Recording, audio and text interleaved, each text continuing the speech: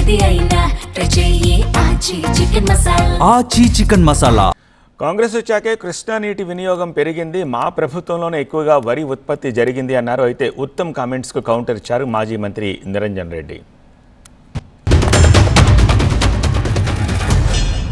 మేము అధికారంలో వచ్చిన తర్వాత డిసెంబర్ 2023 తర్వాత కృష్ణా నదీ జలాలు ఎక్కువ ఉపయోగించడం జరిగింది.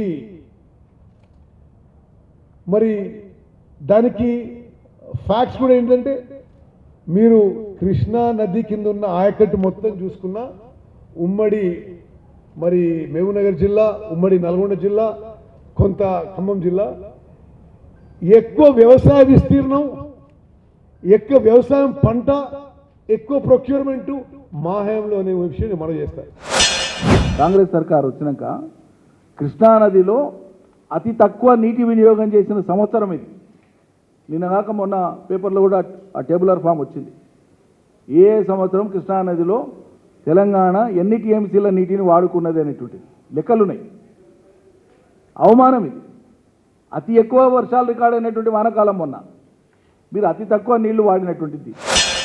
దేశంలోనే highest paddy procurement, paddy production, paddy procurement మా హయాంలో జరిగింది.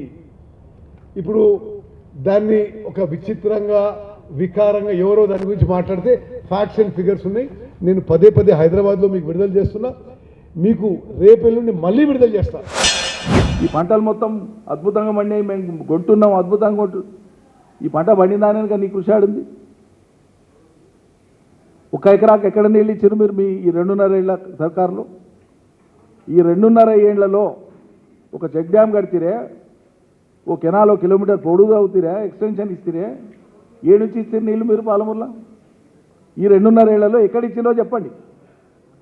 ఏ ప్రాజెక్టు కింద, ఏ చైనేజ్లో, ఏ కిలోమీటర్ దగ్గర ఎక్కడ నీళ్ళు ఇచ్చిండ్రో, ఎక్కడ ఆయకట్టు ఇచ్చిండ్రో చెప్పండి.